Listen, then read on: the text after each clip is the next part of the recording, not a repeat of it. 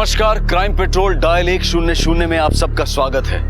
आइए देखते हैं कल की कहानी का दूसरा और आखिरी भाग।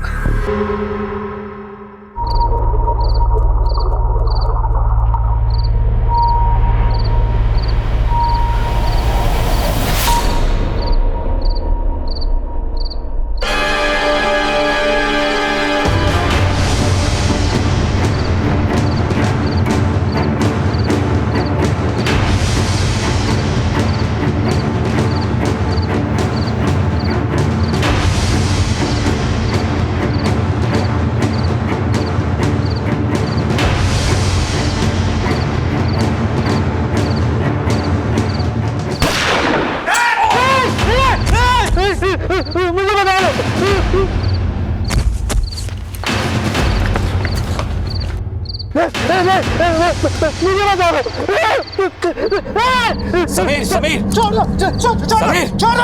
समीर समीर उसको मार दिया हमने, उसको मार दिया है।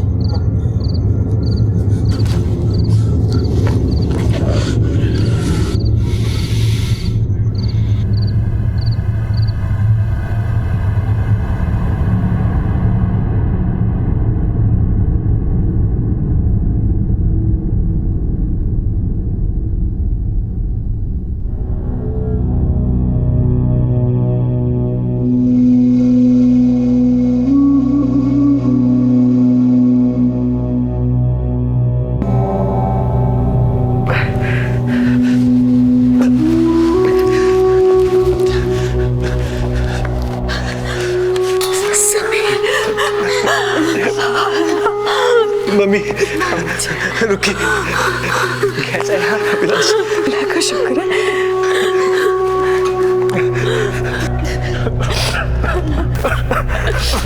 मुझे माफ कर दे, मुझे माफ कर दे, मुझसे गलती हो गई, बहुत बड़ी गलती हो गई मुझसे।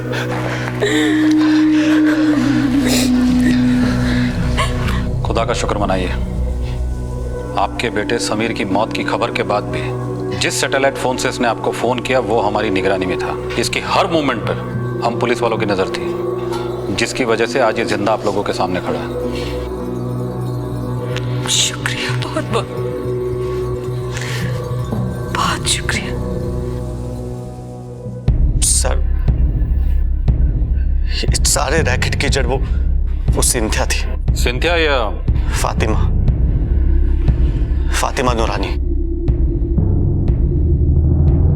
सर, सिंथिया से मेरी दोस्ती चैट रूम में भी थी। वो मैंने उसे नहीं, एक्चुअली उसने मुझे अप्रोच किया था जनवरी में, करीब 7 महीने पहले। हम लोग रोज चैट करते थे, हर तरह की बातें होती थी। मुझे वो अच्छी लगने लगी थी, पर उसने मुझे कभी भी अपने बारे में सब कुछ नहीं बताया। उसने कहा था कि वो M.Com फाइनल ईयर में। उसने तो आज तक मुझे अपना नंबर भी नहीं दिया। वो कहती थी कि जब हमारी दोस्ती इतनी गहरी हो जाएगी कि हम दोनों एक दूसरे पे ट्रस्ट कर सके तब दूंगी। फिर एक दिन अचानक से उसके मैसेजेस ही आने बंद हो गए। मैं बहुत परेशान हो गया था सर, मैं रात भर सो नहीं सका। फिर अचानक एक सुबह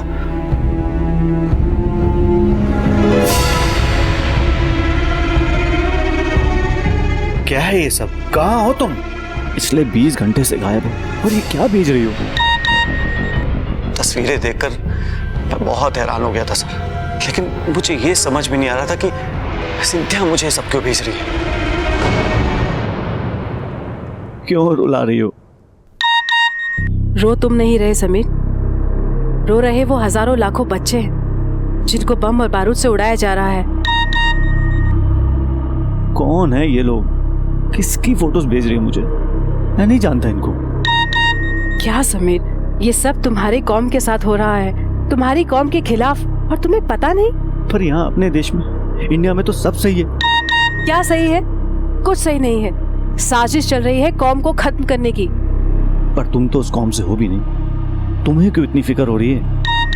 इंसानियत समीर, बच्चे, औरतें, बुजुर्ग मर रहे हैं। पूरी दुनिया में तुम्हारी कौम के खिलाफ जंग हो रही है, तुम्हारी कौम को खत्म करने की साजिश हो रही है। कौम खतरे में है समीर, सोचो, प्लीज थिंक। देखो देखो क्या हो रहा है, लोग जाग रहे हैं। इस चैट ग्रुप को देखो। सी, कॉम को बचाना होगा, कॉम के दुश्मनों को खत्म करना होगा। कॉम के लोगों पर जुल्म हो रहा है।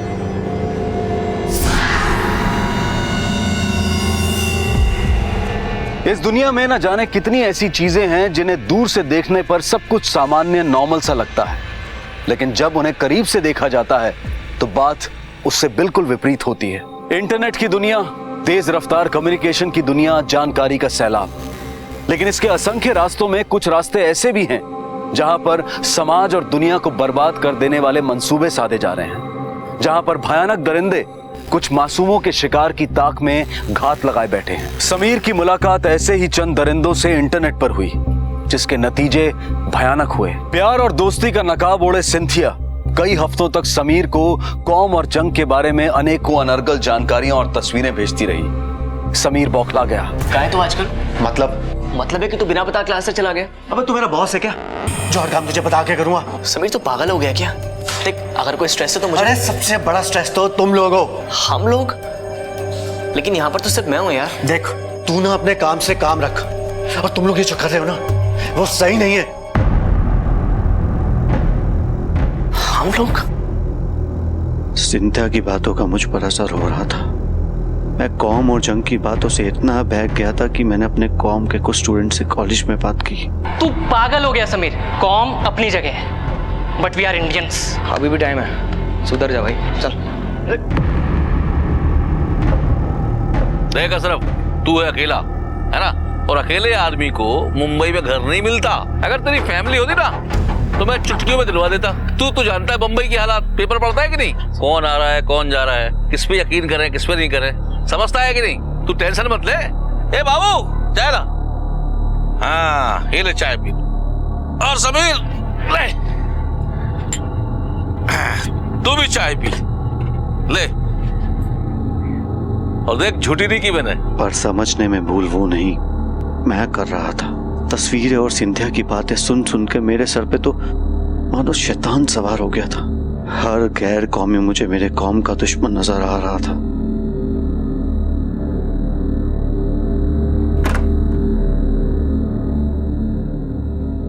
भाई, वो मुझे थोड़ा अलजेब्रा समझा देंगे प्लीज? बाद में समझा दूं।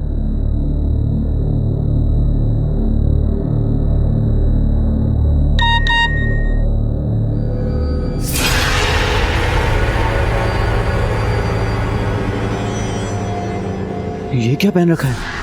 और अरे तुम्हारा नाम? फातिमा? मैंने डिसाइड कर लिया है, मेरी लाइफ कॉम के लिए, कॉम की जंग के लिए।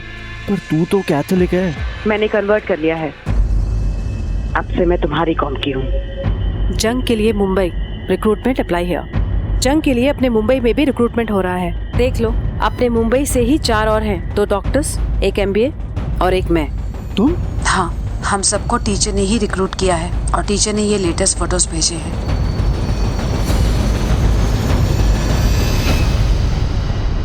मैं निकल रही हूँ कल सुबह। कहाँ? कश्मीर, और वहां से उस पार जंग के लिए। तुम चलोगे?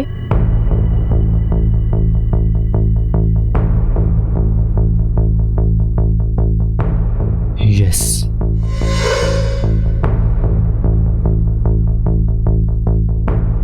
टीचर नाम का एक शख्स jangecom.com साइट से रिक्रूटमेंट किया करता था। उस वक्त मुझे सिंधिया की असलियत पर बिल्कुल भी शक नहीं हुआ। फिर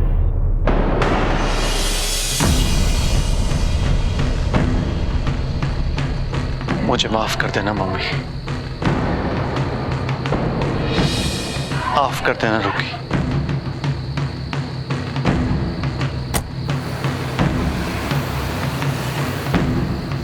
सिंधिया,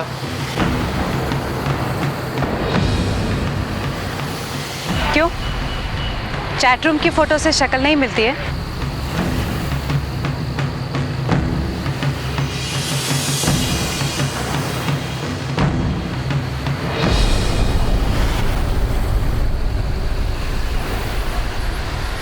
इनसे मिलो, ये है आरिफ। और ये मकसूद।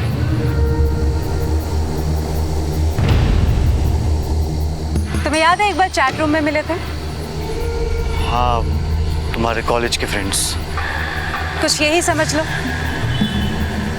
ये दोनों भी हमारे साथ कॉम के लिए हैं। चले चलो। मतलब तुम इन दोनों के साथ भी टच में थी?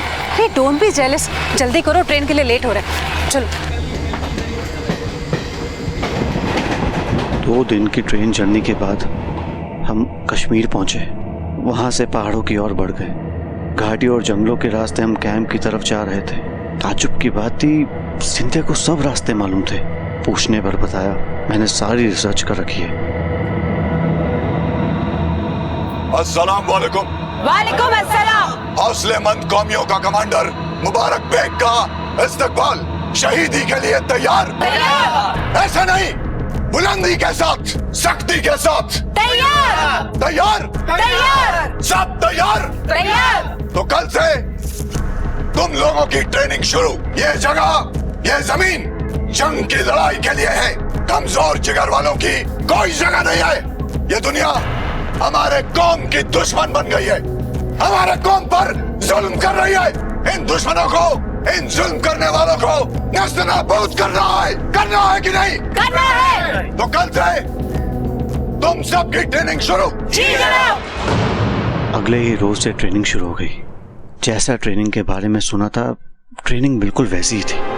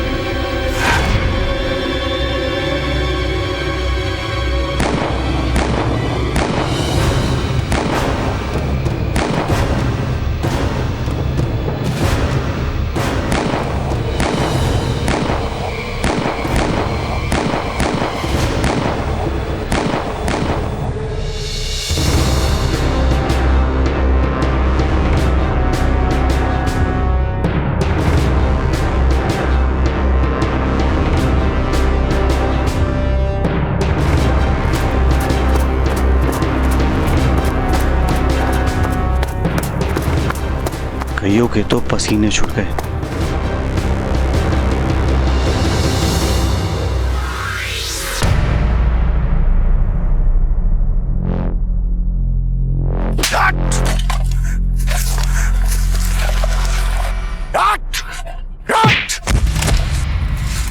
चलो, उठ, चल, चलो, बढ़ो, बढ़ो आगे।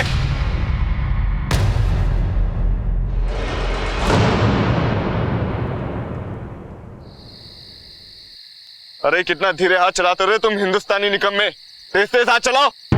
मैंने खुद को ट्रेनिंग में पूरी तरह झोंक दिया था, पर कैंप में हिंदुस्तानी लड़कों के साथ बहुत बुरा बर्ताव होता था और मुझे ये देखकर बहुत दुख होता था। लेकिन सिंधिया को इन सब बातों से कोई फर्क ही नहीं पड़ता था और इस सब के बीच हमारी ट्रेनिंग पूरी हुई।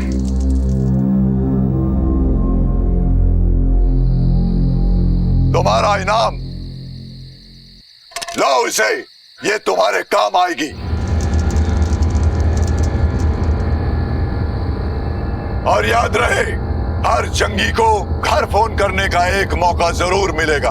अम्मी रोएगी, अब्बू दुहाई देगा, बहन चिल्लाएगी, लेकिन याद रहे, कौम से बढ़कर, जंग से बढ़कर कुछ नहीं। और जो शहीद होगा उसे जन्नत मिलेगी, जन्नत। कौमी जंग जिंदाबाद, कौमी जंग जिंदाबाद। कौन बोल रहा है? सलाम वालेकुम मम्मी। कहाँ है तू? हाँ? कहाँ चला गया तू अपनी अम्मी को छोड़कर बेटा? जंग के लिए निकल रहा हूँ अम्मी। कौन सी जंग? कौम की जंग अम्मी। कैसी कौम? कौन सी कौम? क्या बोले जा रहा है तू? मुझे माफ कर देना अम्मी। अब तो जन्नत में ही मुलाकात होगी।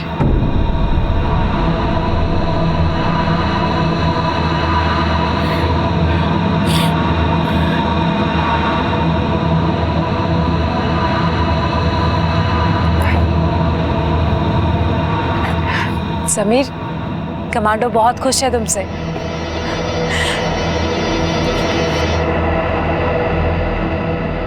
एक जानवर दूसरे जानवर का शिकार करता है अपनी भूख मिटाने के लिए, लेकिन इंसान ही एक ऐसा जीव है जो अपनों का शिकार इंतकाम, नफरत या किसी बदनीयत से करता है। समीर ऐसे ही वहशियों के बीच जा पहुंचा था।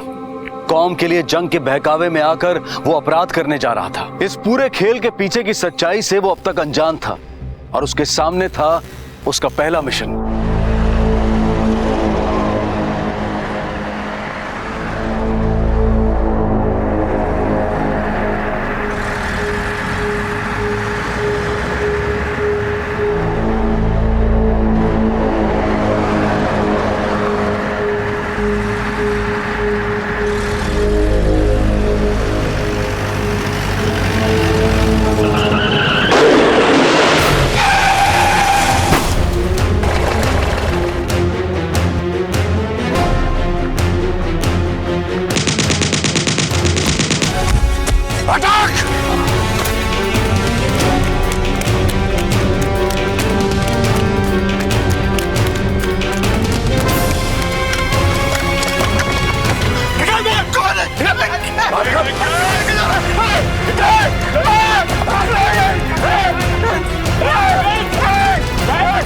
मत मारो मुझे, तू हमारी कौम का दुश्मन है। देख गाड़ी में कौन है, देख।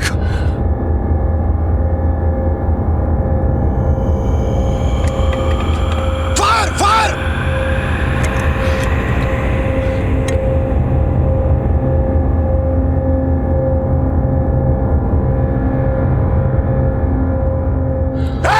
गोली चला।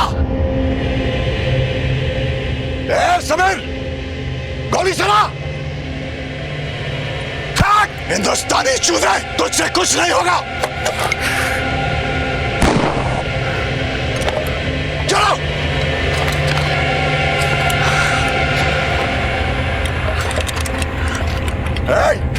मार दिया ना सबको। भागो भागो।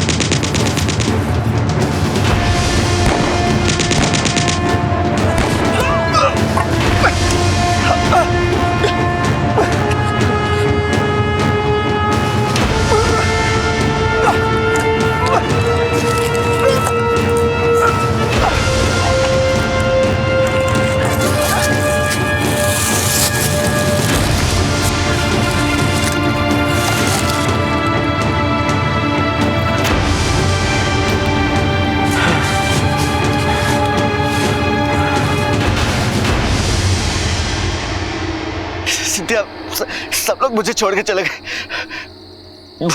मुझे गोली लगी। तुम जल्दी से किसी को भेजो, वरना मैं मर जाऊंगा। अच्छा सुनो, एक काम करो, तुम जंगल के रास्ते कैंप में पहुंचो। और हाँ, अब मैं सिंथिया नहीं हूँ, फातिमा हूँ। और हाँ, किसी भी कीमत पे हिंदुस्तानी फौज के हाथों जिंदा मत पकड़े जाना, समझ गए तुम? Over and out. Cynthia, mission पर हिम्मत जवाब दे गई तेरी, हट गई हिंदुस्तानी चूजा। हथियार ले लो इसका।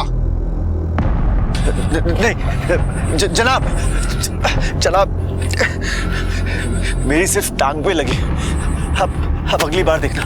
और उस गाड़ी में मासूम बच्चा था जनाब। हट! साला, हमारी कौम पर जुल्म हो रहा है। वो बच्चा कल सांप बनकर हमारे कौम का दुश्मन बनेगा, और ये जंगी कहता है उस मासूम पर गोली कैसे चलाएगा? कहां से पकड़ कर लाई हो इस हिंदुस्तानी पिल्ले को? कहां से?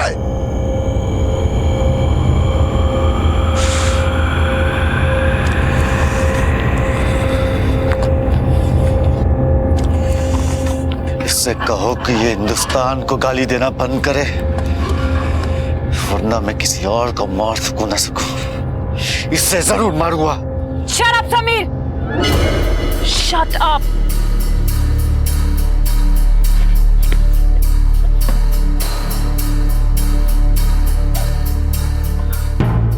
कमांडर बात बात पे हिंदुस्तानी और हिंदुस्तान को गालियां दे रहा था।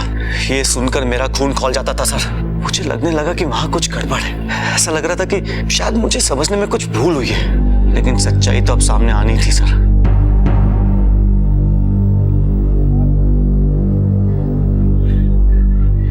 आरिफ, ये सब कैसे? जनाब ने मेरे साथियों के साथ मुझे अलग जाने के लिए बोला। हिंदुस्तानी फौज ने बारूद से पूरा जिस्म सुलगा दिया।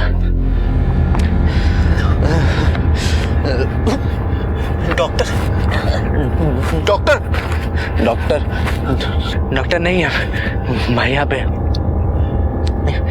इस रोज के सिवा और कुछ नसीब नहीं हुआ।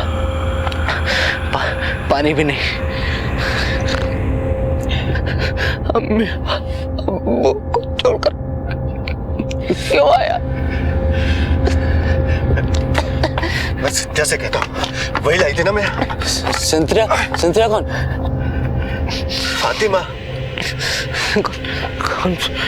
कौन फातिमा भाई? तू अब तक नहीं पहचाना उसे? वो हमारे साथ नहीं है।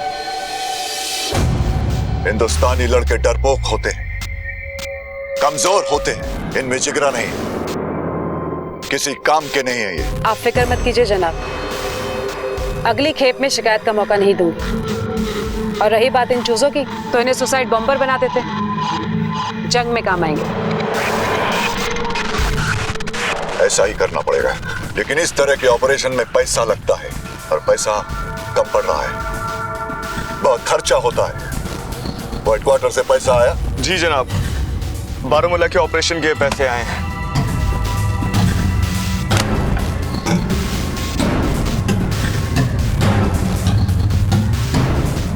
ये लो फातिमा, ये तुम्हारा हिस्सा है। शुक्रिया जनाब। लेकिन याद रहे, अगली बार लड़के सही होने चाहिए। जी जरूर।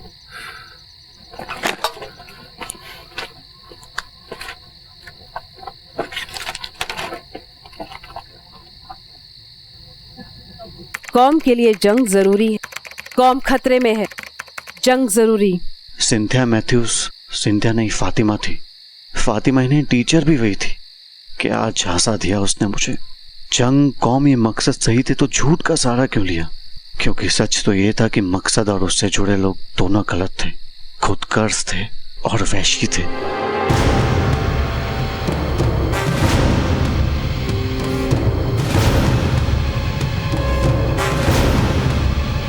तू है ना, तुझे हमारे कौम के खिलाफ लिखने की सजा मिलेगी। खुदा के वास्ते रहम करो, हम भी तो तुम्हारी कौम के हैं। नहीं बिरादर, तू हमारी नस्ल का नहीं, तेरी नस्ल गद्दार है। अल्लाह के वास्ते रहम करो। गद्दार है तू। नहीं, नहीं। तू हमारे कौम का दुश्मन है।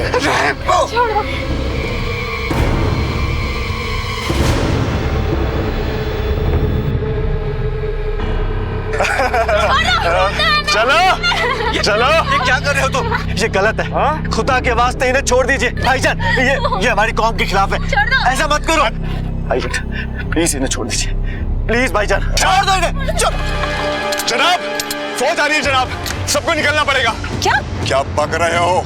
कौन है वो गद्दार? जनाब ये नहीं पता। सब सामान निकालो, निकलो यहाँ से। जनाब लेकिन कैंपेन में जो बीमार लोग हैं उनके क्या करें? अरे मार डालो सबको। ठीक है जनाब। सामान निकालो जल्दी। चलो चलो।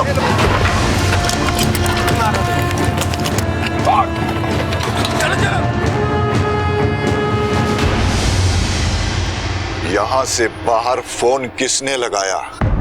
किसने किया? तुम में से कौन है वो? तुम जनाब वो हिंदुस्तानी पिल्ला नहीं है, क्या? मुझे उस पर पहले से ही शक था।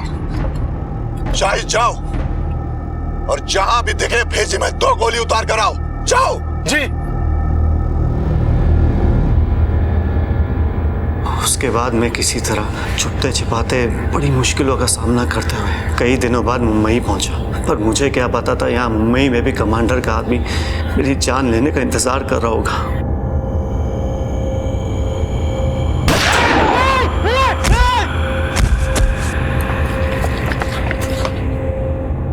इसकी नजर मुझ पे पहले से ही थी सर।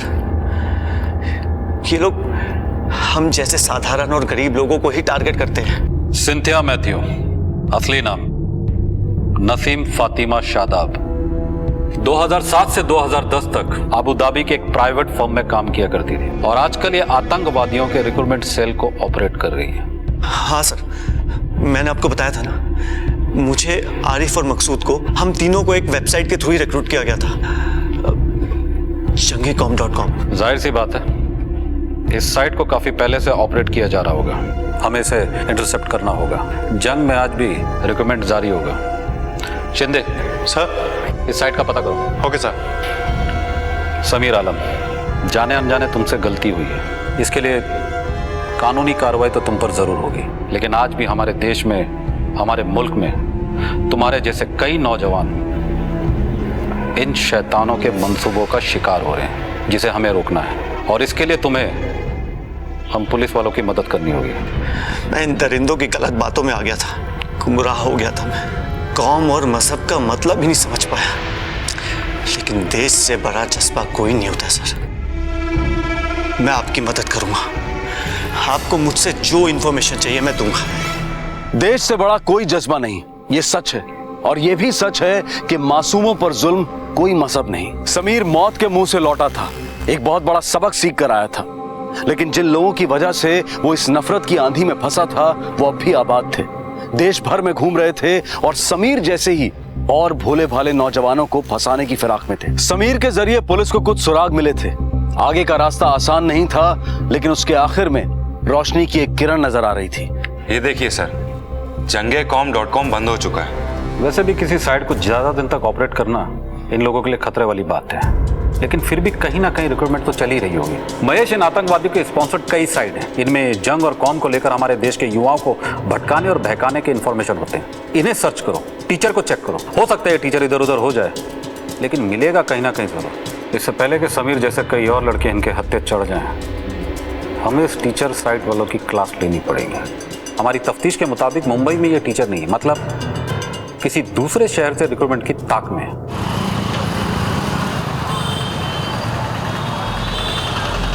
प्लीज प्लीज हेल्प कर दीजिए, प्लीज। भाई साहब रुकिए ना, भाई साहब मदद कीजिए। भाई रोको प्लीज प्लीज प्लीज। सर देखिए तो सही सर। रुकिए please please please please please. Ma'am please ma'am देखिए ना, उनका एक्सीडेंट हो गया, बहुत खून बह रहा है। प्लीज हेल्प कर दीजिए ma'am. Yeah sure why not. Thank you, चलिए आइए ma'am, please thank you so much ma'am. Oh shit, please thank you ma'am, thank you so much. आपका नाम क्या है? मेरा नाम निखत नियाज।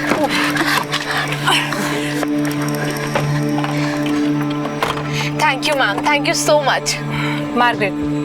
Margaret Mathews.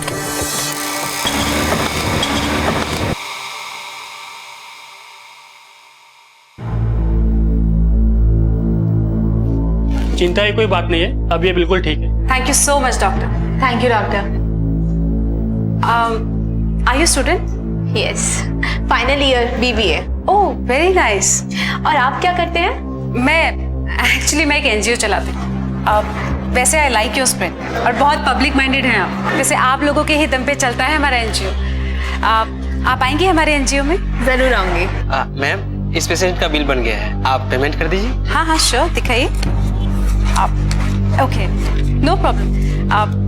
मैं अभी पेमेंट करके आती हूँ।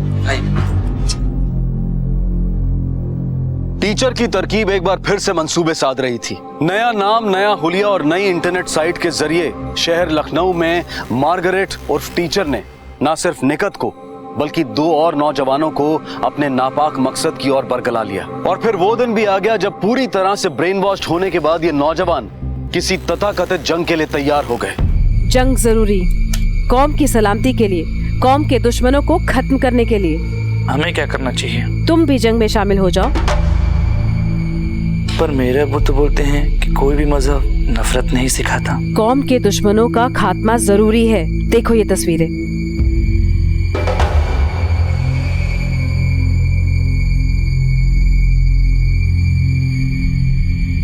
मैं जंग के लिए तैयार हूँ। मैं भी। माजिद? मैं भी। हाय मार्गरेट। सॉरी, फातिमा भी। ईमेल आया है टीचर से, मैं जंग पे जा रही हूँ।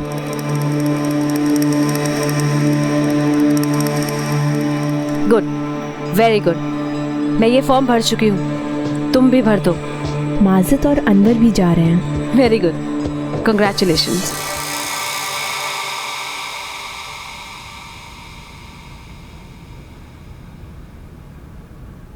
अरे बस अभी तक एक ही रोटी खा रहे हैं आप? और चावल लीजिए थोड़े से। अरे नहीं बस और नहीं भाई। फातिमा, मुझे तुम्हारी तरह मेंटेन ही रहना है, खा खा के कद्दू नहीं बनना है। क्यों बेटा? अच्छा जी, आप तो पहले से ही वेल मेंटेन्ड है, आपको क्या जरूरत है? ले बेटा। अब अच्छा सुनिए, मुझे 1-2 रोज में निकलना है टूर पे। फिर से टूर? हमारे लिए तो तुम्हारे पास वक्त ही नहीं। तुम्हारे काम के चलते ही हम मुंबई शहर से यहाँ आ गए। अब यहाँ तो चैन से रहोगे। आपको पता है ना, मार्केटिंग में ऐसा ही होता है। मैं जाऊँ ना? ठीक है। सलीम बेटा, तुमने दाल क्यों नहीं खाई? नहीं, मुझे दाल नहीं पसंद। नहीं, ऐसा नहीं कहते बेटा, दाल में प्रोटीन होता है ना, फिर आप सुपर हीरो बन जाएंगे। ये लो खाओ, शाबाश, गुड बॉय। एक रोटी भी। आ आ आ आ आ आ, गुड बॉय।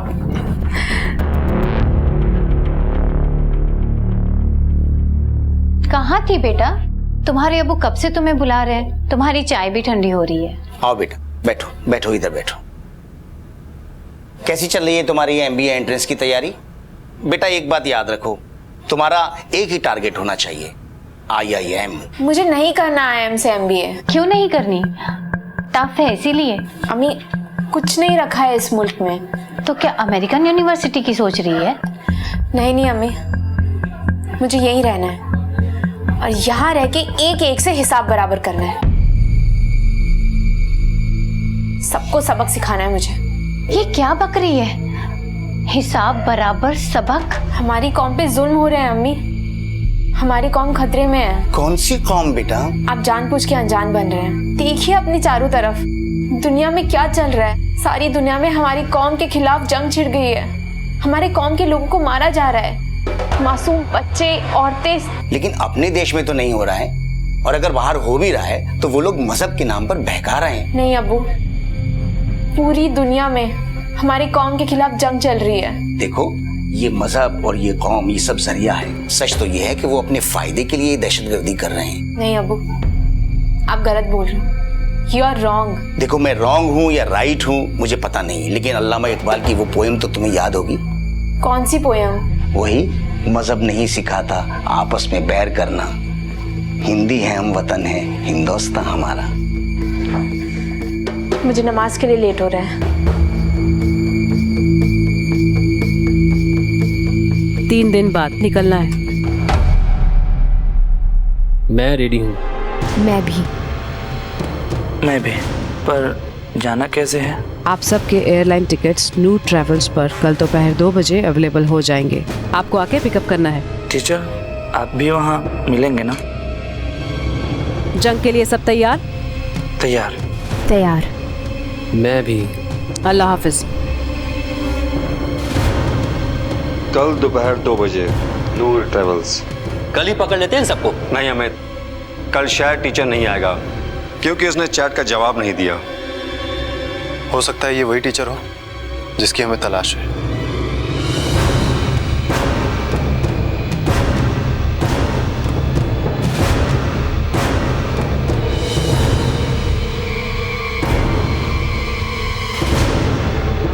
सर, हम इनको हिरासत में ले सकते हैं। नहीं अमित, अगर इनको हिरासत में लिया तो टीचर गायब हो जाएगा। हो ना हो वो भी यहीं कहीं है और इन पे नजर रखे हुए हैं।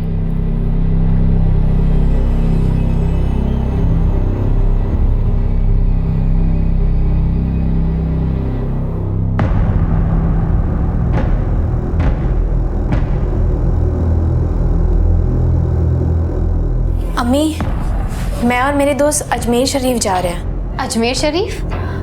कब? कल जा रहे हैं। कब तक लौटेगी? अम्मी जाते जाते ना मैं छोटा बैग ले जाऊंगी। अरे पर सुन तो।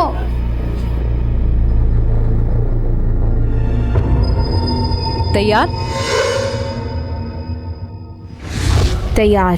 सुबह की फ्लाइट है। पासपोर्ट और वीजा एयरपोर्ट पे मिल जाएगा। मैं तो जंग पे जाने के लिए बेताब हूँ। मैं भी। माजिद क्यों खामोश है? मैं नहीं जाऊंगा। क्यों? मेरा जी नहीं कर रहा। मैं अपने अम्मी अब्बू को छोड़ के नहीं जा सकता। क्या बात है माजिद, घर पे सब खैरियत? कोई प्रॉब्लम? नहीं टीचर, मैं नहीं जा सकता। आप टिकट वापस ले लो। नहीं जा सकता मैं। Okay okay, relax. कल मिलते हैं, मिल के बात करते हैं। पर मैं नहीं जाऊंगा। अरे मिल तो लो एक बार, फिर बात करते हैं। सब मिलो कल 3 बजे बुद्धा पार्क, ठीक है? ठीक है। ठीक है। ओके माजिद। ओके।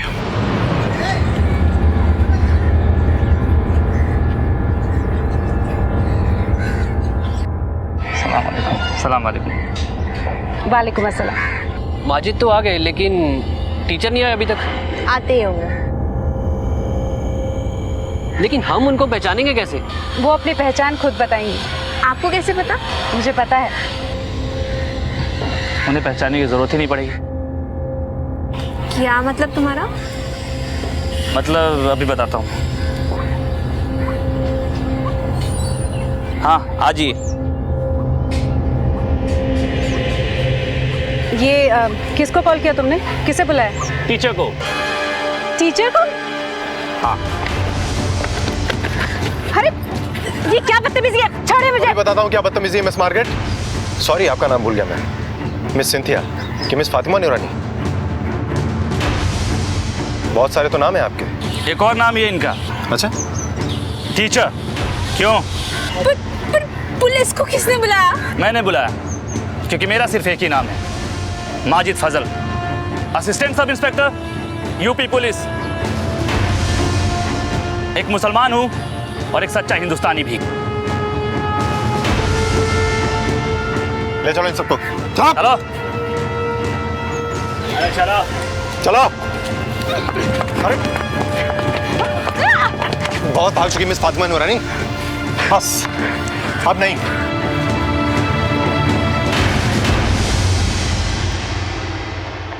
अम्मी अम्मी। पुलिस के साइबर क्राइम इन्वेस्टिगेशन डिपार्टमेंट ने प्रॉक्सी साइट्स यानी कि आतंकवादियों द्वारा चलाई जा रही साइट्स की हूबहू नकल की साइट्स के जरिए गुमराह किए जा रहे नौजवानों का पता लगाया, उनकी धरपकड़ की।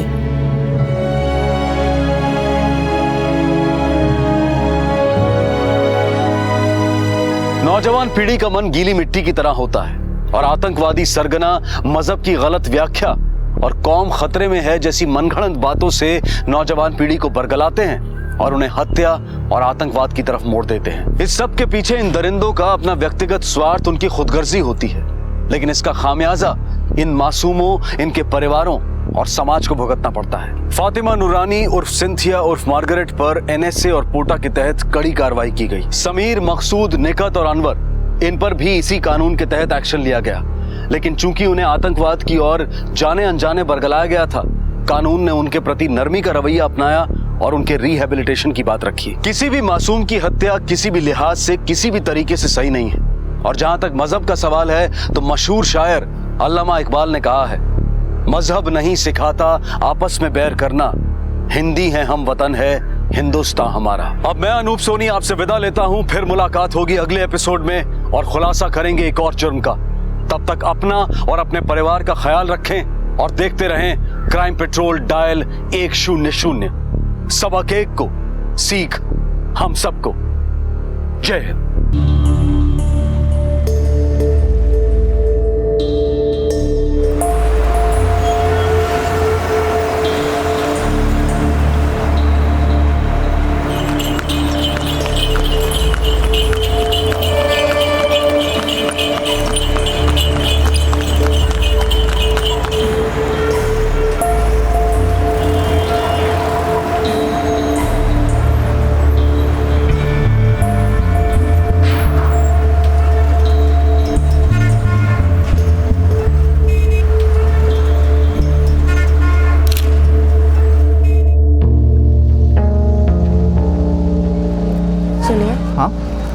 कुछ दिनों के लिए अपने घर जा सकते हैं? बस कुछ दिनों के लिए। अभी तो हमारा हनीमून शुरू भी नहीं हुआ, आप जाने की बात कर रहे हैं। आज की रात के लिए हमने एक खास जगह चुनी है, आपके साथ कुछ खास पल बिताने को।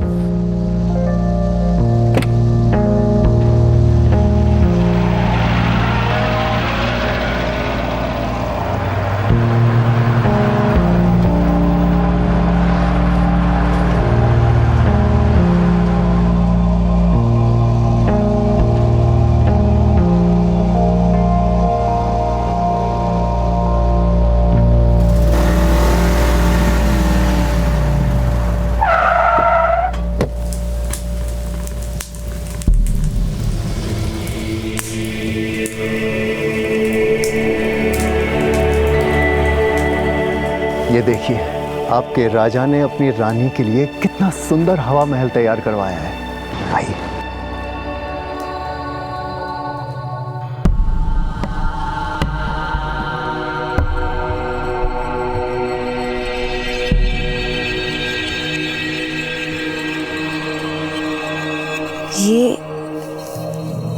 ये क्या है?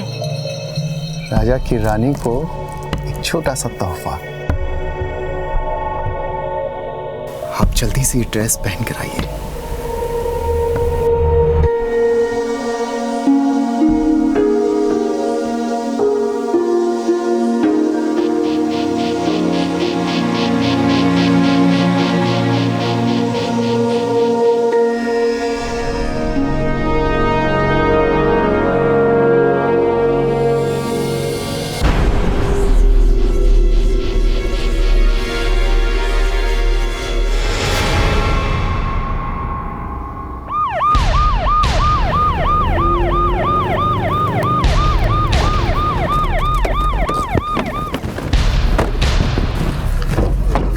साइड दे। है सर, चलो चलो दूर हटो। ओ तो ये माजरा है। आदित्य, एक काम करो, लाश को पोस्टमार्टम के लिए भेजो और इस कमरे की अच्छे से तलाशी लो। इस आदमी के बारे में सारे डिटेल्स चाहिए। इस आदमी का नाम क्या था? सर, इन्होंने अपना नाम विपिन बताया था। आज ही रात उन्होंने वाइफ के साथ चेक इन किया था। वाइफ? वो क्या है? पता नहीं सर, इनको इन हालत में देखने के बाद हमने पूरा रिसोर्ट देखा पर उनका कहीं पता नहीं चला।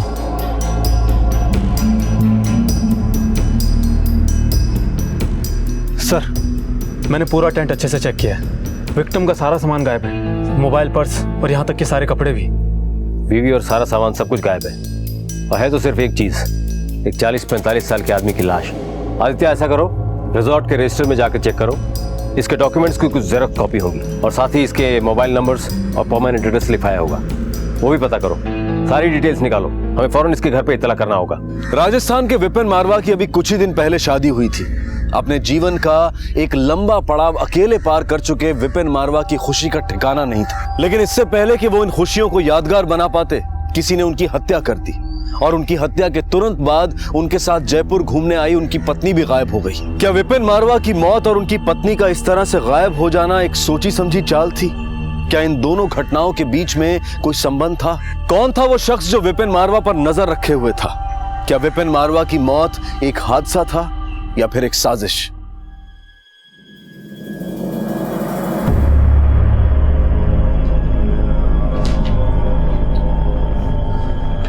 साहब, हमारा बेटा केशव की खबर मिली क्या साहब? देखो काका, थे घना बुजुर्ग आदमी, क्यों रोज रोज यहाँ पर आकर अपना टाइम खराब करते हो और मेरा टाइम खराब करते हो? जिस दिन थाको बेटू पकड़ में आ जाओ लो ना, थाने अपने आप पत्तू लाग जाओ लो। और वैसे भी आपके बेटे ने जो काम किया है ना, उसकी सजा तो उसको 7 जन्म में भी देनी पड़ेगी। अभी आप यहाँ से जाओ, मेरा टाइम खराब मत करो।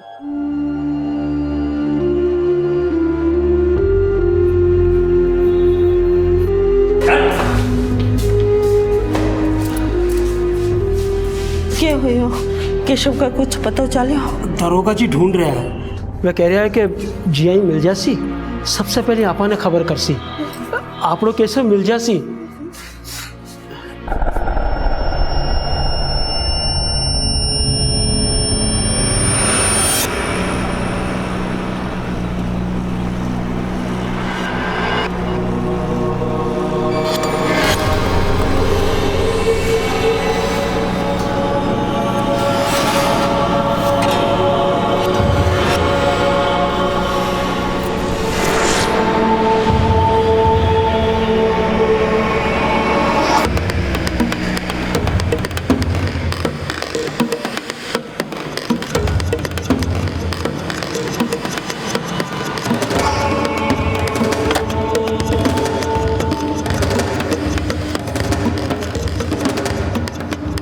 हेलो, मैं यहाँ पहुँच चुकी हूँ, कहाँ मिलना है? सर, ये रही विपिन की पोस्टमार्टम रिपोर्ट। रिपोर्ट के मुताबिक विपिन की मौत दम घुटने की वजह से हुई है, पर गले पर तो कोई निशान ही नहीं मिले हैं सर। शायद किसी ने मुंह पर तकिया रखकर विपिन को मार डाला। आदित्य। हाँ सर। अब तक हमें उसकी बीवी के बारे में कुछ नहीं पता चला। रिजॉर्ट के सीसीटीवी फुटेज का क्या हुआ? सर मैंने चेक किया, पूरे रिसोर्ट में कहीं भी सीसीटीवी नहीं है जिसके जरिए हमें उसकी बीवी के बारे में कुछ पता चलता। रिसोर्ट के अंदर रात में रुके लोगों से और नाइट शिफ्ट के स्टाफ से मैंने पूछताछ की थी, किसी ने उसका चेहरा देखा ही नहीं था सर। रिसोर्ट के रजिस्टर में विपिन ने पता क्या लिखवाया है? सर अजमेर।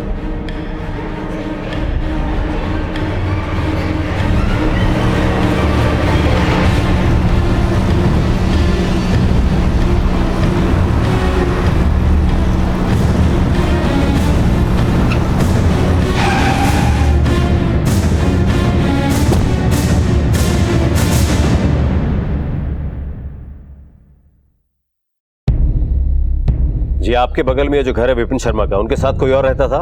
वैसे तो सर इस घर में हमेशा ही ताला लगा रहता था। अब विपिन भाई तो हमेशा काम के सिलसिले में बाहर रहते थे, पर हाँ साहब, पिछली बार जब वो आए थे तो उनके साथ एक औरत थी, शायद जिसके साथ विपिन भाई ने शादी की हो। आपने उस औरत का चेहरा देखा था? नहीं साहब, वो तो हमेशा ही घूंघट में रहती थी। एक आध बार बात करने की कोशिश की थी पर वो ज्यादा बोलती नहीं थी, पर विपिन भाई हमेशा उनके साथ रहते थे। आप जिस नंबर को डायल कर रहे हैं वो इस समय स्विच्ड ऑफ है। आप जिस नंबर को डायल कर रहे हैं वो इस समय। सर जब से विपिन की मौत हुई है उसका नंबर स्विच ऑफ आ रहा है। आदित्य, उसकी बीवी मोबाइल तक लेकर गई है और इसके पड़ोसी से बात करके ऐसा लगता है कि जैसे विपिन को भी उस औरत के बारे में ज्यादा कुछ पता नहीं होगा। 45 साल का था, अकेला, हो सकता है 20-22 साल की लड़की देखी और झटपट शादी कर ली, लेकिन उस औरत के लिए ये शादी नहीं बल्कि एक प्लान था, विपिन को बर्बाद करने का प्लान। एक काम करो। हाँ सर। विपिन के मोबाइल के पिछले एक हफ्ते के सारे डिटेल्स निकालो, वो कहाँ कहाँ गया, किससे मिला। अगर हमें ये पता चल गया तो शायद हमारे हाथ कुछ बहुत बड़ा सुराग लग सकता है। ठीक है सर। विपिन हनीमून पे था, वो जरूर कुछ होटल्स, रेस्टोरेंट्स, टूरिस्ट प्लेसेस पे गया होगा। उन जगह की सीसीटीवी फुटेज में हो सकता है हमें वो लड़की दिख जाए, या हो सकता है शायद कोई और हो जो इनके बारे में कुछ जानता हो।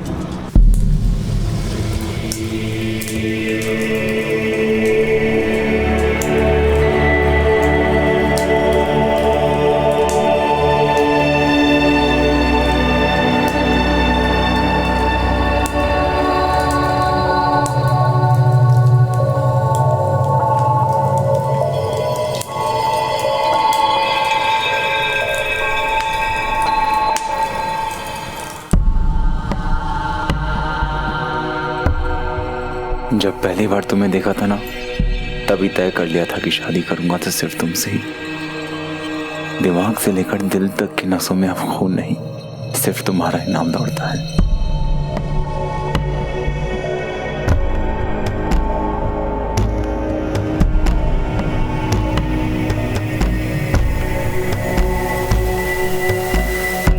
हाँ ठीक है, ओके थैंक्स। सर विपिन का मोबाइल जयपुर में एक्टिव था, लोकेशन हवा महल, अल्बर्ट हॉल जैसे एरियाज थे। फिर उसके बाद वो रिसोर्ट गया। हवा महल के लोकल पुलिस वालों ने हमें बताया है कि हवा महल के पास में एक शॉप है जिसके सीसीटीवी फुटेज में उन्हें कुछ ऐसी फुटेज मिली है जिसमें विपिन के साथ जो लड़की थी वो साफ दिख रही है। फौरन उस सीसीटीवी फुटेज को मंगवाओ। ठीक है सर।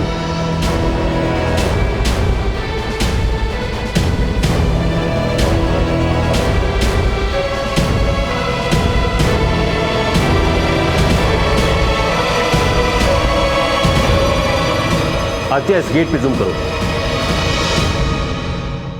फौरन इस वीडियो से इस लड़की की तस्वीर निकालो और उसको चारों तरफ के पुलिस स्टेशन में सर्कुलेट करो। ठीक है सर। और हाँ, ये भी पता करना कि इस लड़की के खिलाफ कोई केस तो नहीं दर्ज है किसी और थाने में। ठीक है सर। भाभी, भाभी, आई बन्ना।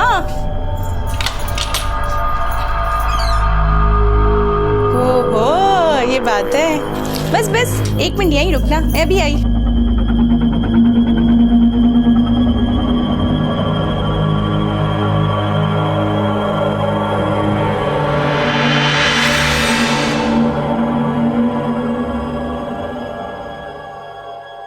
अपना दाहिना पैर आगे बढ़ा के इस कलश को गिराओ और घर में गृह प्रवेश करो।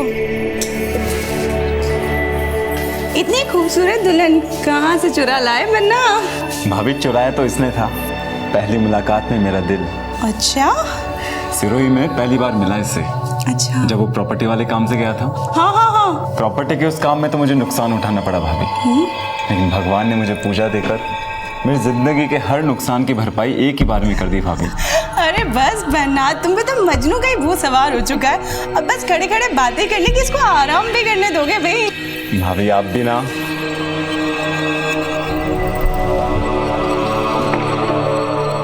सर, राजवाड़ा पुलिस थाने से खबर आई है कि उस लड़की का नाम काजल है, जिसने कई लोगों को लूटा है और बचा हुआ सामान बटोर कर फरार हो गई है।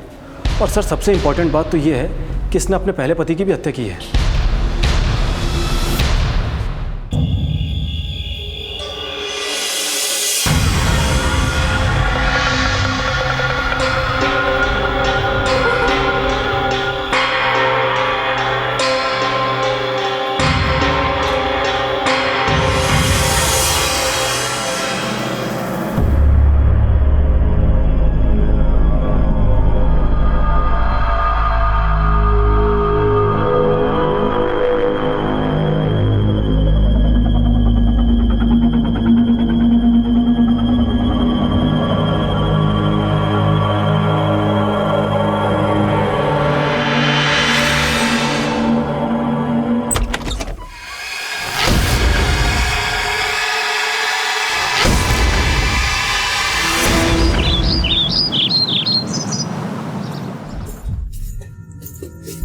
बन्ना, गुड मॉर्निंग। अरे बन्ना उठ भी जाइए। बन्ना, बन्ना। दो लोगों को जोड़कर एक नई जिंदगी देने वाली शादी की परंपरा अब लोगों से उनकी जिंदगी छीनने का कारण बनती जा रही थी। इन सभी केसेस में अलग अलग नाम तो सामने आए थे, लेकिन इन सब के पीछे चेहरा एक ही था। आखिर कौन थी ये काजल जो लोगों को अपना शिकार बना रही थी, और कौन था ये शख्स जो लोगों को इतनी बेरहमी से मौत के घाट उतार रहा था? इन सारे सवालों के जवाब रजवाड़ा में जयपुर पुलिस का इंतजार कर रहे थे।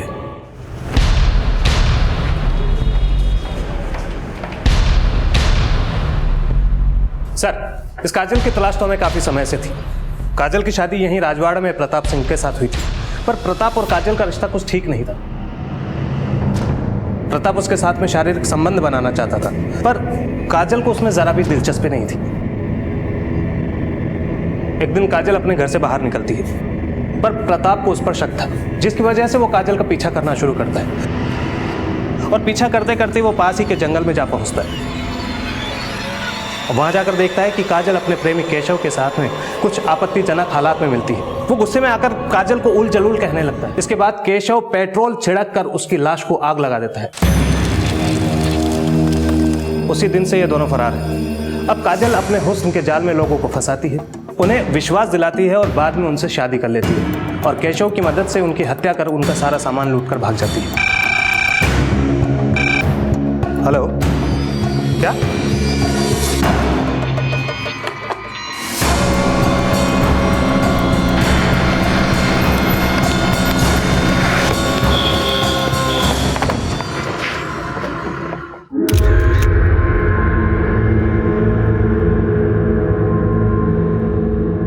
बालकनी का दरवाजा खुला हुआ है। इसका तांडव तो बढ़ता ही जा रहा है। आदित्य। Yes sir. उस लड़की की फोटो है तुम्हारे पास? हाँ। दिखाओ।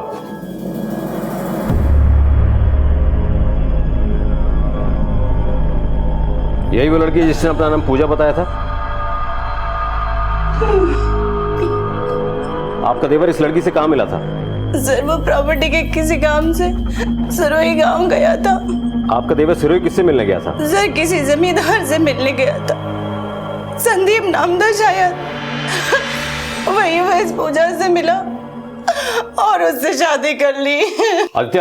हाँ सर। लाश को पोस्टमार्टम के लिए भेजो, हमें सिरोही जाना होगा काजल और केशव का पता लगाने। ठीक है सर।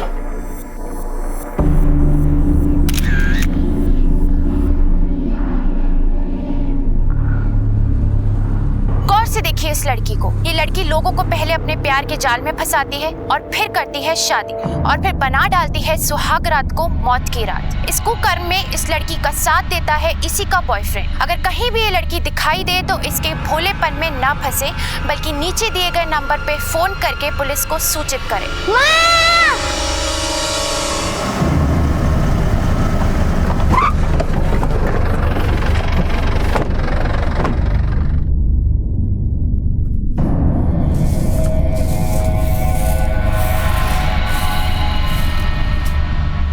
केशव आपका बेटा है? जी साहब। कहीं कोई खबर मिली? तुम आए ना, जा पानी ले रहा, मैं बात करूं यहाँ से। पर इन्होंने केशव के बारे में पूछा है, कुछ पता चला केशव को? देखिए माँ जी, हमें भी आपके बेटे की तलाश है। उसने कई लोगों का खून किया अपने साथी काजल के साथ मिलकर। देखो साहब, मारो बेटो केशव और काजल एक दूसरे से प्रेम करे साहब। मैं कोई मंदिर में जाकर शादी कर ली साहब, क्योंकि काजल का घरवाला है ना साहब, मैं भी की शादी केशव से करवा में आनाकानी कर रहा साहब। उसने कभी आपसे मिलने की कोशिश की या कभी फोन किया? अगर फोन करते या मिलते तो मैं थाना का इतना चक्कर थोड़ी काटता साहब। मानो तो इतना ही पता है कि कड़े दूर शहर में चला गया साहब अपनी नई जिंदगी की शुरुआत करवाने। फिर साहब एक दिन मैं देखो कि वो प्रताप के साथ शादी कर रही है साहब। प्रताप एक नंबर को सूदखोर है साहब, और भी को बाप मंगत साहब वो भी एक नंबर को सूदखोर है। घना पीसा भरो पूरा परिवार है पीसा है साहब। हाँ ये तो मैंने पता है साहब कि प्रताप से भी को नातो ही हो साहब। नाता? नाता राजस्थान की एक ऐसी प्रथा जो कुछ समुदाय के लोगों के भले के लिए बनाई गई थी, जिसमें कम उम्र में विधवा बनी औरतों की दोबारा शादी हो सकती थी। किसी गलत रिश्ते में फंसे परिवार को बचाया जा सकता था। लेकिन धीरे धीरे समय के साथ ये प्रथा तो बदली ही, इससे जुड़े लोग भी बदलते गए। आज भी ऐसे कई गांव हैं जहां बेधड़क इस प्रथा के नाम पर औरतों की खरीद फरोख्त की जाती है। हमारे देश में ऐसे कई राज्य हैं, कई समुदाय हैं जिनकी अपनी अलग अलग मान्यताएं हैं, प्रथाएं हैं, और इनकी शुरुआत इंसानियत की भलाई के लिए ही की गई थी। लेकिन कुछ लोग ऐसे होते हैं जो हर अच्छे काम में गलत मकसद ढूंढ ही लेते हैं, और ऐसा ही कुछ देखने को मिला इस केस में। सिरोही गांव के माने सब लड़का का घरवाला है ना सब, वह पीसा देर अपनी मनपसंद की लड़की से शादी कर सके साहब। फिर वह जी भी उम्र की लड़कियों ने साहब 20 में शादी कर ले साहब। अయ్యా प्रताप और काजल को भी नातो हो साहब। साहब एक दिन एक आदमी मार कर आयो, केशव ने प्रताप को खून कर दियो। प्रताप को खून कर दिया साहब केशव। अब मारो बेटो खून ही कोनी साहब। साहब माँ का घर के माने तो खाने पीने में भी शुद्ध शाकाहारी है साहब। माँ के घर में तो मच्छर मारो भी पाप है साहब। मारो बेटो कोई को खून को नहीं कर सके साहब। देखिए कई बार जो दिखता है वो होता नहीं है, और जो होता है वो दिखता नहीं है। इसी होने और दिखने के फर्क को पहचानना हमारा काम है, और आपका बेटा जो कर रहा है एक बाप होने के नाते आप सुन नहीं सकते, और कानून की नज़र में सब एक है। जिस दिन आपका बेटा हमारे हाथ आ गया उस दिन कानून का फंदा उसके गले में होगा। साहब मारो बेटो निर्दोष है साहब, मैंने छोड़ दो साहब। चलो साहब मारो बेटो निर्दोष है साहब, मैंने छोड़ दो। मारो बेटो निर्दोष है साहब। आप उठिए, चलो।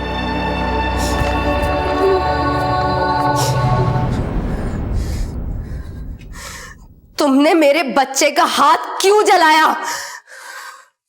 मुझे नहीं करना कोई काम। मेरी बोली हर बात पत्थर की लकीर हो गए, और इस लकीर को पार करने की कोशिश अगर तूने की तो तेरे लाडले का सर किसी पत्थर से कुचल दूंगा मैं।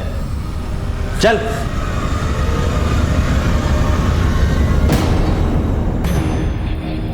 काका किसी संदीप को जानते हैं आप लोग जानते हो किसी संदीप को? भाई साहब ये जमींदार संदीप का घर कहाँ होगा? कौन संदीप?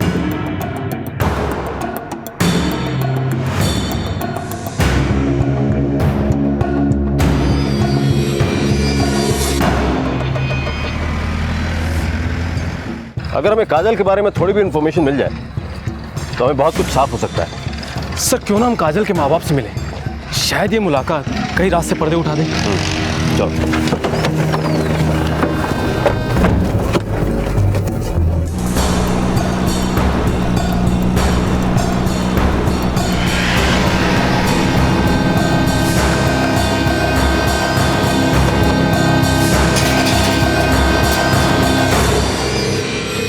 साहब साहब आ बात बिल्कुल साची है कि मैं माँ की बेटी काजल को ना तो प्रताप से करे हो, पर जब से आज तक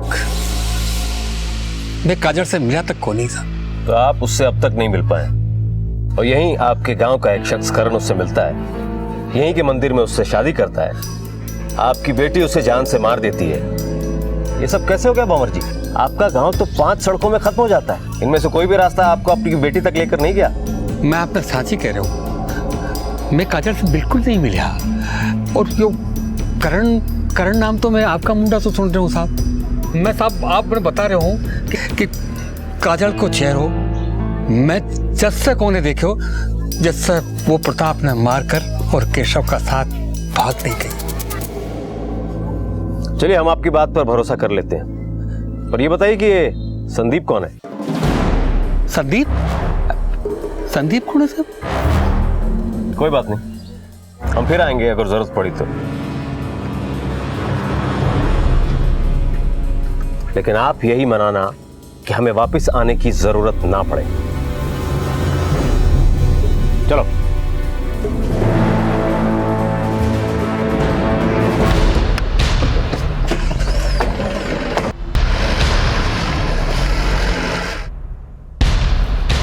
झांको, पुलिस वाला आया था।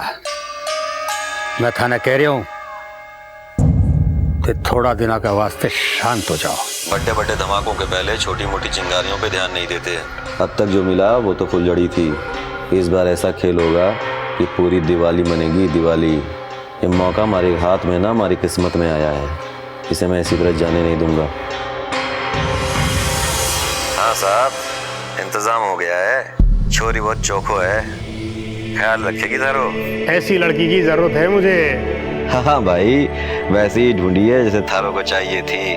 बाकी आप नाते के पैसे का इंतजाम रखो, जल्दी उसे लेके आपके गांव आता हूँ। अरे जल्दी से जल्दी आ जाओ, पीसा तो तैयार ही पड़ा है, चिंता क्यों करो हो।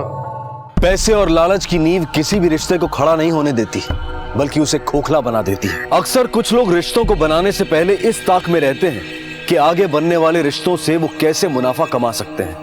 और वहीं अगर ऐसे लोगों के हाथों में नाता प्रथा जैसी व्यवस्था लग जाए तो अंजाम बहुत भयानक हो सकते हैं। इस व्यवस्था का दुरुपयोग यहां भी हो रहा था, लेकिन कौन थे वो लोग जिनका चेहरा अभी सामने आना बाकी था। पर बहुत जल्द इस केस की सारी परतें खुलने वाली थी। ये ले जाओ, पेपर तैयार करवाओ। सर, गांव में तैनात हमारे कांस्टेबल से 2 बातें पता चली है। पहला तो ये है कि काजल के माँ बाप ने प्रताप के पिता मंगस से काफ़ी पैसा ब्याज पे ले रखा है, जिसकी वजह से उन्होंने काजल की शादी प्रताप से कराई। दूसरी इंपॉर्टेंट जानकारी ये है कि काजल का एक बेटा भी है, प्रताप से नहीं बल्कि उसके पहले पति केशव से, जो उसे प्रताप के साथ हुई शादी से पहले ही हो चुका था। मुझे पहले से ही काजल के परिवार वालों पर शक था। मुजरिम के साथ साथ उसे बचाने वाला भी बराबर का भागीदार होता है। वक्त आ गया है इस जुर्म से उनकी भागीदारी खत्म की जाए।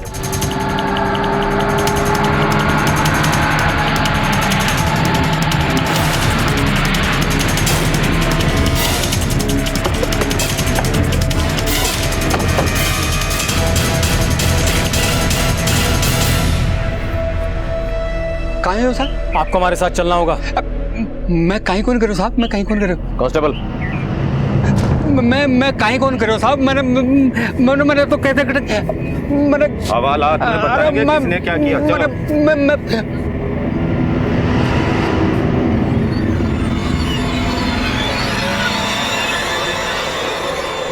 उम्र ज्यादा है आपकी, तजुर्बा भी ज्यादा होगा, इसलिए मैं नहीं चाहता कि आप जरा भी झूठ बोलें और आपको दर्द भी ज्यादा हो।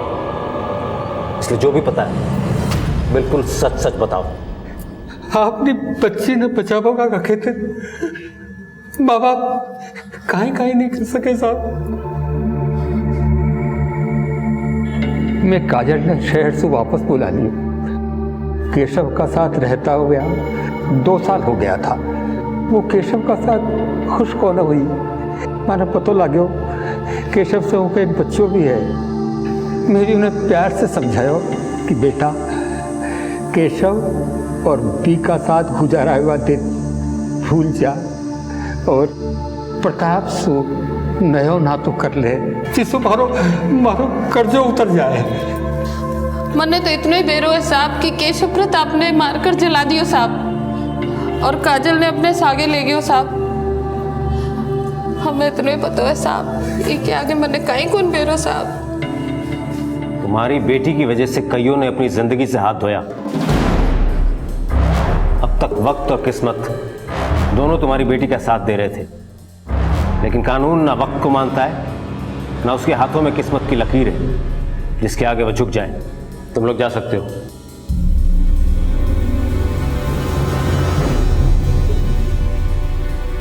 मुझे लगता है कि ये केशव ही है जिसने काजल का सौदा करण के साथ किया है संदीप बनकर, और फिर इसी ने उसे विपिन के पास भी बेचा होगा।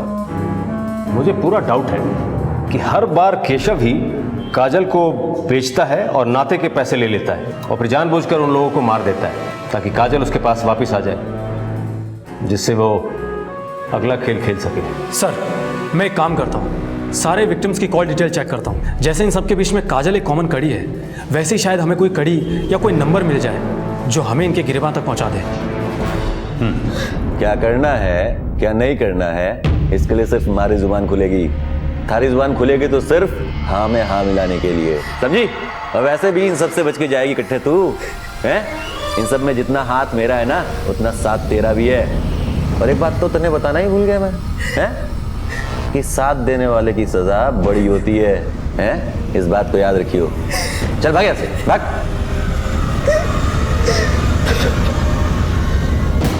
अच्छा ठीक है, हाँ मैं बात करता हूँ। ठीक है, अभी रखता हूँ फोन। ठीक सर, हमारा निशाना एकदम सही जगह पर लगा है। सारे विक्टिम के कॉल रिकॉर्ड में एक नंबर कॉमन है, और विक्टिम को कॉल शादी के 2-4 दिन पहले ही किए हुए हैं। हालांकि बातों की ड्यूरेशन बहुत ज़्यादा नहीं थी। आदित्य, कई बार बड़ी बड़ी बातें कम शब्दों में ही की जाती। इस वक्त वो मोबाइल कहाँ है? सर अभी नंबर स्विच ऑफ है। इस नंबर का एड्रेस निकलवाओ, और इस नंबर और इस फोन के IMEI नंबर को ट्रेस करने की कोशिश करो। ठीक है सर। बेटा, मम्मा जल्दी वापस आ जाएगी, जैसे हर बार आ जाती है।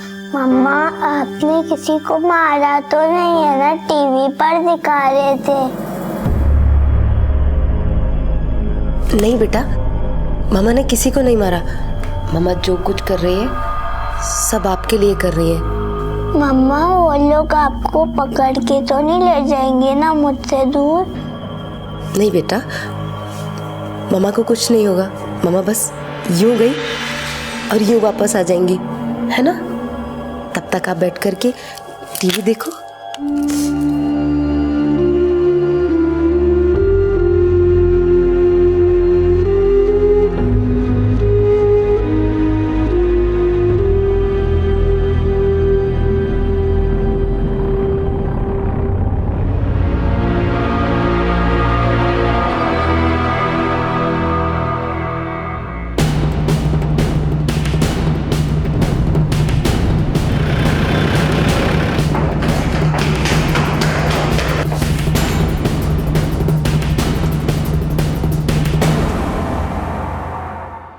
आदित्य, आसपास के घरों में पता करो, हो न हो उन्हें यहां जरूर देखा गया होगा। एक्सक्यूज मी, आप इसी अपार्टमेंट में रहते हैं? हाँ सर, मैं यही रहता हूँ। ये कॉर्नर वाला फ्लैट किसका है? ये कॉर्नर वाला फ्लैट तो प्रताप भाई का घर है। आपने इन दोनों को यहाँ पे आते जाते देखा है कभी? हाँ सर, मैंने इस लड़की को तो यहाँ हमेशा आते जाते देखा है, पर मैंने इस लड़की को कभी यहाँ पे आते नहीं देखा। Thank you. आदित्य, कहीं ऐसा तो नहीं कि काजल ने प्रताप के इस एड्रेस का गलत फायदा उठाकर केशव को सिम कार्ड दिलवाया हो सकता है सर। एक काम करो, हाँ, मैं फौरन प्रताप के घर चलना होगा। ये पता लगाना बहुत जरूरी है कि इस पते पर कौन कौन आता था। ठीक है सर। साहब बड़े अच्छे हैं छोरी, लेकिन इनके छोरा छोरी इनको छोड़ के चले गए।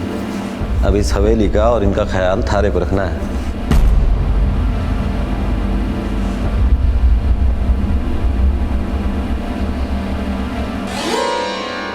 ले चाल, मैं तने मारी हवेली दिखाऊं। अब तो तू मारी जोरू है, सारी हवेली तने घुमा ले आयो, पर हवेली को खास कमरो है वो जो तने दिखावा ले आयो हूँ। लाजा इके मैंने मारी सारी जिंदगी कमाई है, इको ध्यान तने रखणू है।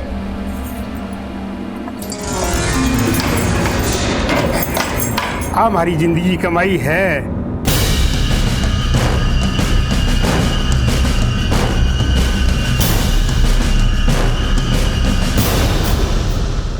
आप चिंता मत कीजिए, मैं पूरा ख्याल रखूंगी। शाबाश, बहुत अच्छी बात।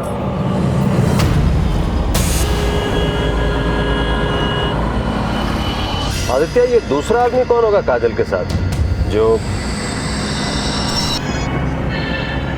आदित्य, हाँ सर, फौरन उस पड़ोसी को फोन लगाओ। ठीक है सर।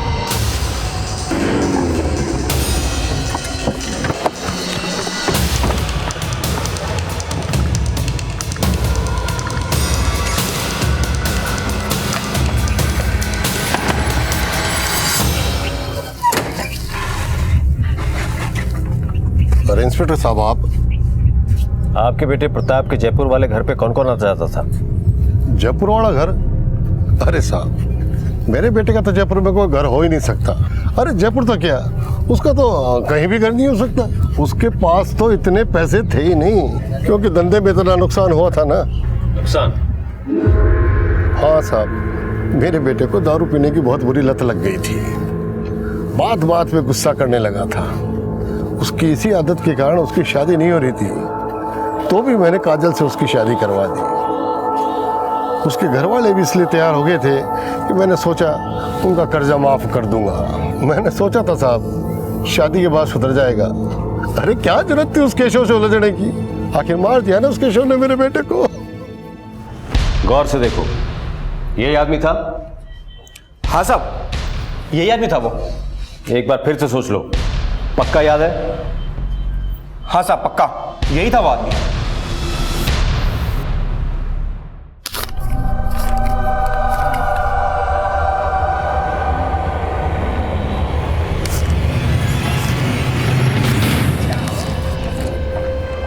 वाह जी वाह, यहाँ बैठ के पैसे गिने जा रहे हैं।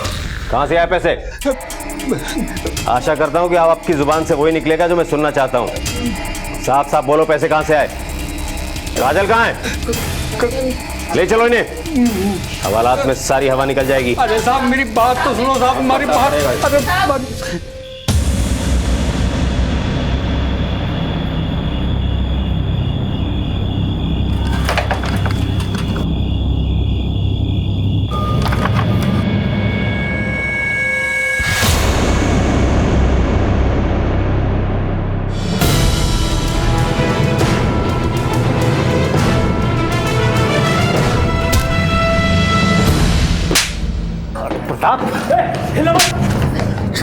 तू है या तेरा भूत है ये? सबकी नजरों में तो तू बोल्ड हो चुका है। अब मैं तुझे अपनी बैटिंग दिखाता हूं। ले जाओ इन दोनों को, चल। और आपको शादी का ज्यादा शौक चढ़ रहा है। आपके इस शौक ने आज आपकी जिंदगी ले ली होती अगर हम वक्त पे नहीं पहुंचते। आगे से कोई भी गलती करने से पहले 10 बार नहीं 100 बार सोचिएगा, क्योंकि हर गलती का संबंध 100 से है। 100 नंबर याद है ना? तू तो बड़ी चालाकी से अपना काम कर रहा था। वो तो तेरी किस्मत थोड़ी खराब निकली। उस सीसीटीवी फुटेज में जैसे ही मैंने तेरा चेहरा देखा। आदित्य, इस गेट पे जूम करो।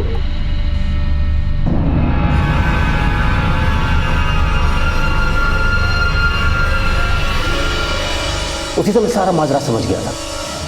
और जब तेरे उस जयपुर वाले पड़ोसी को मैंने तेरी फोटो दिखाई, सारा मामला आईने की तरह साफ हो गया। गौर से देखो, यही आदमी था?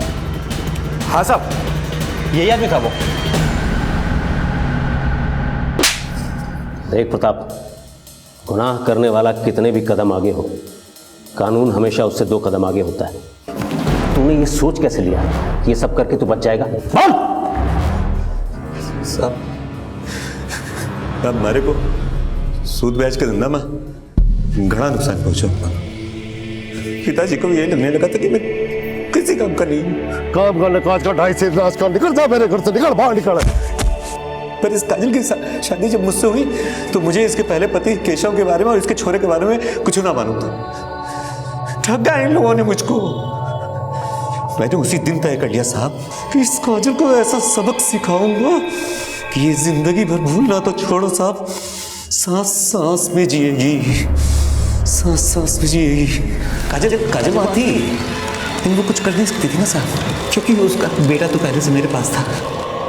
फिर उसकी इसी मजबूरी का फायदा उठा के मैंने उसका नाता और लोगों के साथ कराना शुरू कर दिया। मेरी इस तरकीब में मुझे कुछ ही दिन में लाखों रुपए दिए। ये जयपुर वाला घर भी मैंने उन्हीं कमाए हुए पैसों से खरीदा है साहब। और तेरे उसी कमाए हुए पैसों से खरीदे हुए घर ने तुझे फांसी के तख्ते तक पहुंचा दिया है।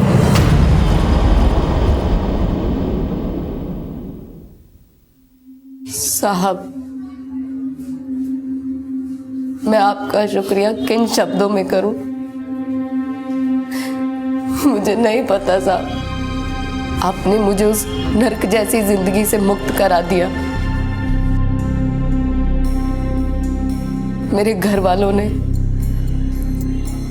और उस प्रताप ने मुझे एक दलदल में धकेल दिया था। मैं शहर से वापस गांव अपनी माँ से मिलने गई। उन पर काफी कर्ज था। माँ ने मुझसे कहा कि मैं प्रताप से शादी कर लूं तो सब ठीक हो सकता है। मैंने प्रताप से शादी करने के लिए मना कर दिया। इस बात पर मेरे घर वालों ने मुझे और मेरे बेटे को मारना पीटना शुरू कर दिया। मुझे धमकी दी कि अगर मैंने ऐसा नहीं किया तो मेरे बेटे को मार डालेंगे। मेरे पास कोई रास्ता नहीं था। मुझसे कहा कि प्रताप से शादी के बाद मैं चाहूं तो केशव के पास वापस जा सकती हूँ। मैंने प्रताप से शादी कर ली। एक दिन मैं केशव से मिली। मैंने केशव को कहा मुझे इन सब से दूर ले चलो, लेकिन उस प्रताप ने काजल, मैं तुम्हारी हालत समझ सकता हूं, पर तुम्हें शुरू में ही कानून का दरवाजा खटखटाना चाहिए था। तब शायद तुम्हें यह सब सहने की जरूरत नहीं पड़ती और कितने ही लोगों की जान भी बच जाती। लेकिन अब तुम प्रताप के पाप के हिस्सेदार हो और पाप का हिस्सा जिंदगी को कई हिस्सों में बांट देता है।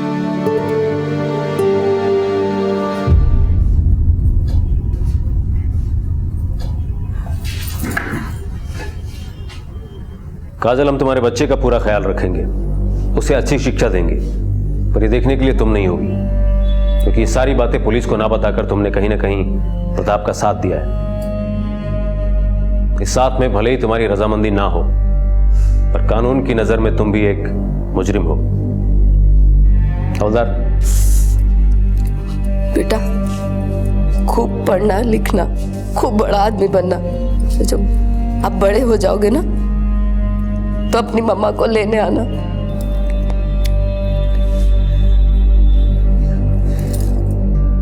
लालच, ईर्ष्या, क्रोध और बदले की भावना, ये कुछ ऐसे भाव हैं जिनकी उपज किसी भी इंसान के दिमाग को बीमार बना सकती है। प्रताप भी इन्हीं भावनाओं से ग्रसित था और अपने मंसूबों को पूरा करने के लिए उसने नाता प्रथा का सहारा लेकर उसका दुरुपयोग किया। हमारा देश आज उन्नति और तरक्की की ओर बढ़ रहा है। हमारा देश अपने आप में आज कई चीजों में सक्षम कहलाता है, और वहीं हमारे यहाँ नाता प्रथा और ऐसी कई और प्रथाओं का प्रचलन भी है। अगर ध्यान ना दिया जाए तो रीतियों को कुरीतियों में बदलने में देर नहीं लगती। अब मैं अनूप सोनी आपसे विदा लेता हूं। फिर मुलाकात होगी अगले एपिसोड में एक और चौंका देने वाले केस के साथ। तब तक अपना और अपने परिवार का ख्याल रखें और देखते रहें क्राइम पेट्रोल डायल 100। सबक एक को, सीख हम सबको। जय हिंद। इस तरह के और भी एपिसोड देखने के लिए हमारे चैनल को सब्सक्राइब करें और बेल आइकन दबाना ना भूलें।